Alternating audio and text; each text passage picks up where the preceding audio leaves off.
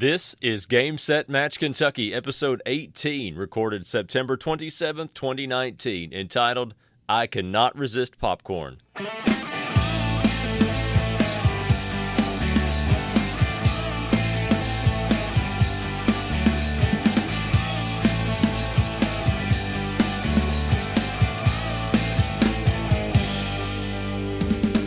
Hey everybody, it's time for episode 18 of Game Set Match Kentucky, where we talk about all things related to the Central Kentucky Tennis Series, and maybe a whole lot more that you never asked for. This is Friday, September 27th, 2019.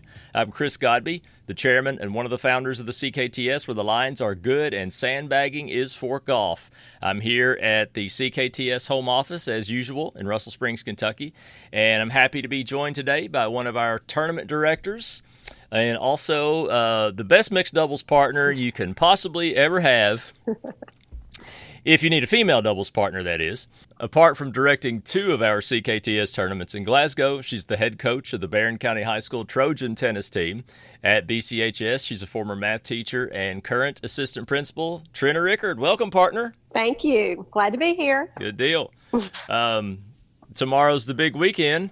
It's the final tournament of 2019 on the CKTS tour. I'm excited. How about you? I'm excited, but I'm sad too because it's the last one for the year. It just seems like it's gone by fast. It has gone by fast because it started, at the end of June, so you can forget June. June already happened at that point. And then July, August, and school starts back and everything starts going a whole lot faster. And then now we're done. After this weekend, we're done. It looks like the weather's going to be clear but hot. Brutally hot, people, and for some of us, the hotter the better, whatever. We don't care, right? Right. I don't care. I'm glad it's not raining. I know we need the rain, but I'm glad for Chad that it's not raining. Right. Now, you seem to do well in the heat. You never seem to complain about the heat. Now, me, I'll wilt halfway through a match and start sucking down water and leaning on my knees and, But you seem to do well with it, so you must condition well for that. I like the heat. I do. Good deal. Well, today on this episode of Game Set Match Kentucky, we will run down the results of the 2019 Columbia Open Tournament at Lindsey Wilson College, our previous tournament. We are going to look at the current point standings after the Columbia Open, and we'll look at also at a few things that are coming up in tennis around the area. Our sponsor for this episode is Vision Cabinet Source in Campbellsville, Kentucky. They are a kitchen and bath cabinet supplier that ships all over the United States, and they have for nearly a decade. They have many different painted and stained lines of cabinets that are stocked in their warehouse at Campbellsville. They have a 17-step finishing process that assures top quality craftsmanship. You should check them out on their website at visioncabinet.com or call them at 270-465-3222 and be sure to tell them you heard about Vision Cabinet Source right here on Game Set Match Kentucky. So it's time for the final tournament of 2019, the Bowling Green Open. That is this weekend, September 28th and 29th. We've already talked about how hot it's going to be. We've already talked about how excited we are to play in it. So before we get into playing this tournament tomorrow, let's look at the Columbia Open results. And first of all, I want to say good job by first-time tournament director Candace Gallagher. We asked her to take over this tournament mid-season this year, and she agreed to take on that challenge, and she and her daughter Connor kind of put it together as a benefit for the Metcalfe County Hornet tennis team. Chad Young did a good job, as usual, doing her draws, setting up the draws for her and the scheduling the matches and everything. And we really appreciate Lindsey Wilson College for allowing us to put on the tournament there. The athletic director, Willis Pooler, was very gracious and courteous and very welcoming to us. And it's always fun to play at their venue. Trina, are you ready to look at the results of the Columbia Open? I'll let you start with the first event, boys 12 singles. Okay. Looks like it was a round robin, and Ben Hansen defeated Jackson Donovan in the first match, and then Ben won again against Blake Hunley. And looks like Jackson Donovan came in second, defeating Blake Hunley 6-0, 6-0. In boys 15 and under singles, it was Mason Baldwin of Elizabethtown defeating Jonathan Faust of Bowling Green 6-1, 6-2. Dylan Dethridge won the boys 18 singles 6-3, 6-1 against Matthew Parsons. In girls 12 and under singles, it was Arden Dethridge of Bowling Green defeating Addison McFall 6-love, 6-love. In girls 15 singles, Arden Dethridge defeated Sammy Casado 6-3, 6-2. So 2 singles titles for Arden Dethridge at the Columbia Open, and that has not been uncommon for her this season. So right. Girls 18 and under singles, it was Connor Gallagher defeating Ainsley Stowball in a split set match, 5-7, 6-2, and then 10-7 in the match tiebreaker. Okay, in men's B singles, we have Billy Edge, who defeated Jared McDonald 6-1, 6-3. Men's C singles was originally a round robin, but a player withdrew, so it came down to just one match for the final. And in that match, Mark Dickens of Columbia defeated Jamison Roberts, also of Columbia, 6-2, 6-love. In men's open singles, we have Nick Morosa defeating Maxton Cummings 6-4, 6-7. 10-7. In boys 18 and under doubles, it was Jordan Cordray and Matthew Thomas winning the round-robin event with runners-up Dylan Dethridge and Parker Young.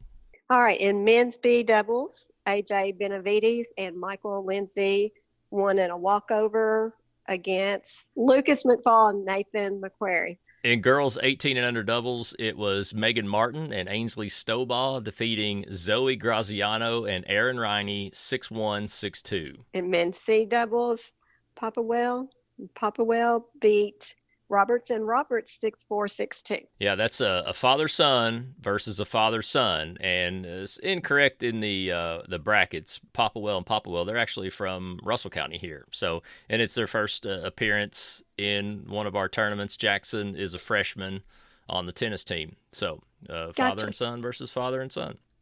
All right, men's open doubles. It was W.D. McCubbin and Tim Perkins defeating division leaders Jordan Cordray and Matthew Thomas 6-2, 6-4. In men's 40 doubles, Jackson Grover and Wade Stone defeated Humphreys and Humphreys 6-3, 6-2. In women's open doubles, oh, look at this. Cheryl Hensel and Trina Rickard defeat Susan Hadley and Lacey Lee. Yeah, congratulations. 6-1, 6-1. And then in mixed B doubles, we have Burrows and Hensel, who defeated Kohler and Lee 6-2, 6-4. All right, congratulations to them. And now we come to mixed open doubles. I think we were just a little off our game that day. So it's me, Chris Godby, and you, Trina Rickard, losing to Susan Hadley and Steve Humphreys 6-2, 6-3. And I don't feel like it was as close as the score says it was. Well, I don't know. I mean, we had some good points and had some bad points, I guess. And we don't get to take we don't get a chance at revenge this weekend because they are not playing in the Bowling Green Open. One due to injury and one due to a wedding. So, but hey, it's fun to play with them, and we'll see. We'll play them again sometime, I'm sure. I'm sure. So that's we a will. look. All right, that's a look back at the Columbia Open results, and now we can jump right into the current point standings. Okay, you want me to go? I'll let you go first. Sure. All right.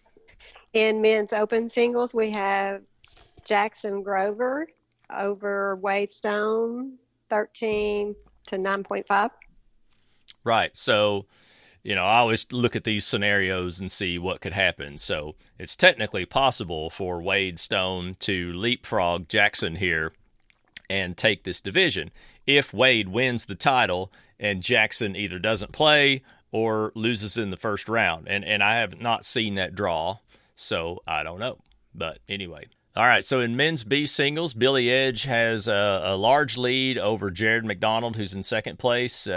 Jared is not able to play this weekend.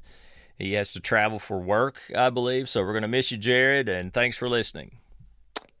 Okay, in men's C singles, we have Jamison Roberts, who is over his dad, James Roberts, by 5 points there. In men's 40 singles, W.D. McCubbin has a comfortable, insurmountable lead, and in second place is Tom Hunley. In boys 18 singles, we have Dylan Dethridge, who has 18 points over James Chin, his doubles partner, with 12 points. Right. Dylan has it locked up, but I'm sure they'll play it out this weekend too and see what happens. In boys 15 and under singles, Jason Toll has a razor-thin lead over Jonathan Faust by just half a point. And in third and fourth place, they're they're tied for third place. They're a half point behind second place. So really among the top 4 players in the list, if they're playing this weekend, I don't know. Any of them could end up winning the division. We'll see. In boys 12 singles, we have Jackson Donovan with 15 points over Ben Harrison with 12. But who knows what could happen this weekend if they're playing. Yeah, just 3 points, participation definitely pays off. So, we'll see. In men's open doubles, Jordan Cordray and Matthew Thomas, they have a large enough lead to hold and win that title. And they're young enough that they play 18 and under. They're going to win that division as well. So they are tied for first in men's open doubles, and right behind them are Silas Newton and Riker Cassidy. In men's B doubles, Mike Lindsay has a lead over June Tomioka, 18 points to 12.5.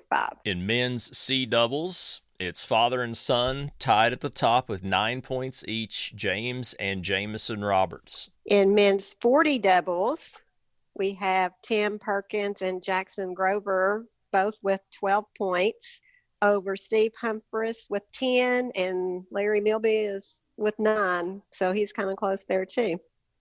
Sure, but I'm pretty sure Larry is ill and he's out. Steve is injured and he's That's out. True.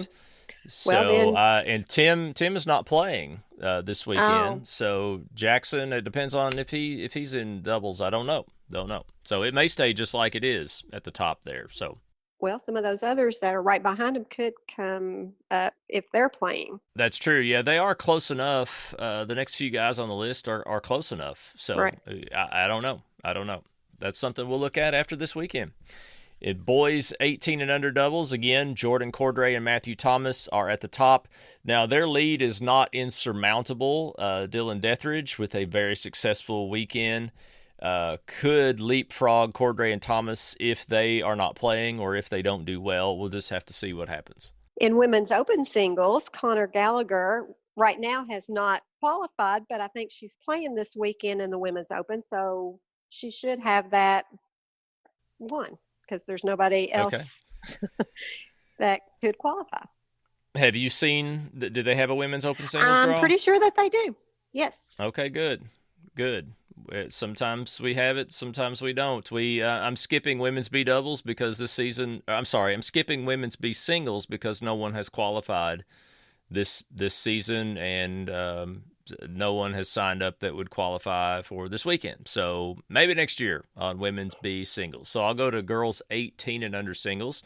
And Connor Gallagher has the lead there, although it's only half a point over Haley Woosley.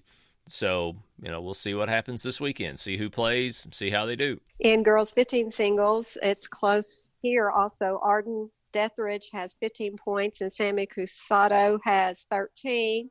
So who knows how this weekend will go. And Arden has, hometown advantage here maybe. I don't know. In girls 12 and under singles, Arden is leading there. Her lead is so large, no one is going to catch her. But Addison McFall is holding on to second place, and I don't believe anyone can catch her there either. So that's girls 12 and under singles. In women's open doubles, I'm happy to say that Cheryl and I have 23 points, and Susan's not playing, unfortunately, so I don't think that she's going to be able to catch us there.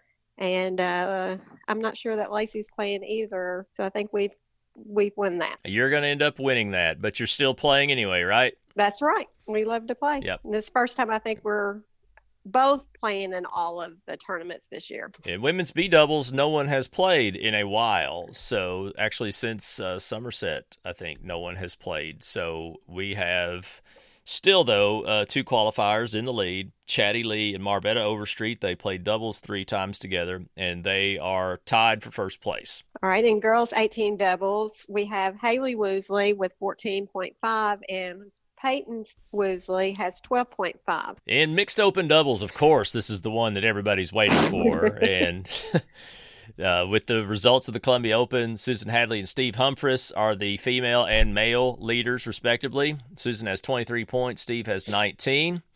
I'm right behind Steve with 18 points. And you're the second place female right now with 18 points, Trina. So congratulations there. And I bet you're going to pick up some more points this weekend because you've got a really good partner. No, yes. you've got a partner that tries really hard. He plays better when it's later in the day, right? Yeah. In mixed B doubles, Larry Kohler has the male lead right now with 12.5 points, followed by Aaron Ritchie with 11. The female leader right now is Jamie Roberts with 11 points, followed by Chatty Lee with 10.5. In mixed 18 doubles, Sarah Jiernick has 11 points, and Hallie Lindsay is right behind her with 9. And then we have Keegan Christensen with 8 points for the boys. And so leading right into upcoming events, we have the Bowling Green Open 2019 this weekend. It was originally scheduled for early June. It was moved to this last weekend of the year due to impending bad weather. So obviously, since by the time you hear this on Saturday or whatever, the deadline is long past, the tournament is well underway, and we're sweating and having a blast already. So that's our final tournament of the season. CKTS tournaments are USTA sanctioned for juniors as Southern Level 5 and for adults as Kentucky Level 100. So the next thing for the CKTS will be our awards ceremony on Sunday, November 3rd at 1 p.m. Eastern Time in Campbellsville at Campbellsville University, Winters Dining Hall in the President's Room. There will be details about this on our website as it gets closer to time. But if you are qualifying for an award, please plan to be there. The Lake Cumberland Tennis Association is in the middle of their fall leagues right now. I believe it's on Monday nights and Thursday nights, and it runs through October 17th. You can go to lctennis.com to get more information on that. The Mountain Tennis Circuit still has a couple tournaments left deep into October. On October 19th and 20th, they have the Papalinos Open in Berea, Kentucky, and the next weekend after that, they have the Whitley County Open in Williamsburg, Kentucky. That's on October 26th and 27th. And for their events, you can visit mtctennis.org. Here's a few announcements courtesy of USTA Kentucky. Their website is ustaky.com, or kentuckytennis.com will get you there also. Volunteers are needed for the Tri-Level Southern Sectional Championships on October 18th through 20th in Louisville. There will be over 600 players in town from across the USTA Southern Section, and help is needed in many areas. You can follow the link for September newsletter under the latest news section on the front page at ustaky.com. The leaves are about to turn, and the air is about to get cooler, but believe it or not, there's still a lot going on in tennis in October in Kentucky. So if you go to ustaky.com, on the front page, there's a box that says Latest News. Click the link for September newsletter. Now, it's a September newsletter, but it has announcements for on deep into October. And really, there's too much there for me to name today. So go visit that site and scroll through, see if there's anything there of interest to you, because there's a lot going on. Other ways you can keep up with USTA Kentucky events are following them on Twitter at USTA Kentucky. They're also on Facebook. You can send us your tennis events to info@gamesetmatchky.com if you're having any sort of tennis event that you want us to publicize. We still have some Game Set Match Kentucky t-shirts to give away to our listeners, and all you have to do is ask. I'll be at the Bowling Green Open this weekend, and just hunt me down and ask for a t-shirt, and I've plenty left in all sizes. It's a thank you for being a loyal listener, and it's sponsored by Vision Cabinet Source. That is just going to about serve out another episode of Game Set Match Kentucky. I appreciate everybody for listening, and you can subscribe to this podcast on any podcast app on your mobile device like Apple Podcasts, Spotify, iHeart, many, many more. And in your podcast app or in iTunes on your computer, we'd love it if you would give us a short review and a 5-star rating. You can visit GameSetMatchKY.com for all of our episodes and show notes and links that I put inside the show notes and more. Go follow us on Twitter at GameSetMatchKY, and please like our Facebook page. It's called Game Set Match Kentucky, the podcast. LakeNet Media Incorporated provides the web hosting for Game Set Match Kentucky, and if you're looking for a dependable web host, you can reach out at 757-LakeNet. That's 757-525-3638. And thanks again to our sponsor, Vision Cabinet Source. If you or your business are interested in sponsoring Game Set Match Kentucky, we'll be looking for sponsors for next year, for season 3 of the program. You can send an email to info@gamesetmatchky.com. Oh no, Trina, here it comes. Hawkeye says we are out. So until next time, I'm Chris Godby. Trina, it was great to have you back here, and I'm looking forward to winning everything we play tomorrow. We may jump over and win like girls 18 doubles and men's open doubles. We'll just beat everybody. How about that? Okay, that sounds good. I'm ready for it. Get some sleep right. tonight. I will definitely do my best to get plenty of rest after I work a football homecoming game tonight. See you all next time. This is Fid, Game Set Match Kentucky.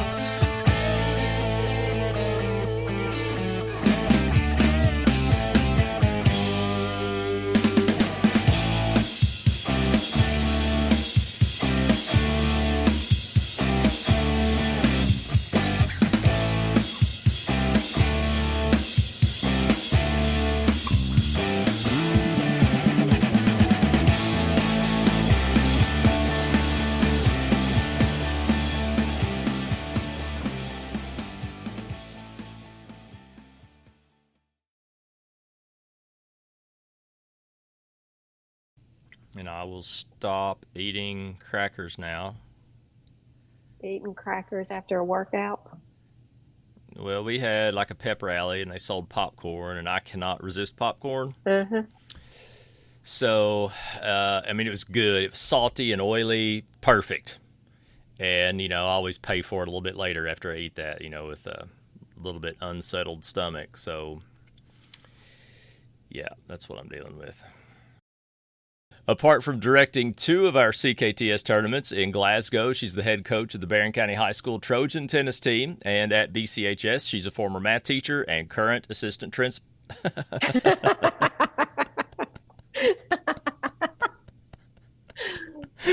Oh, gosh. I thought this was supposed to be quick. I know. Oh, man, this is always a bad idea after a long work week, I'm telling you.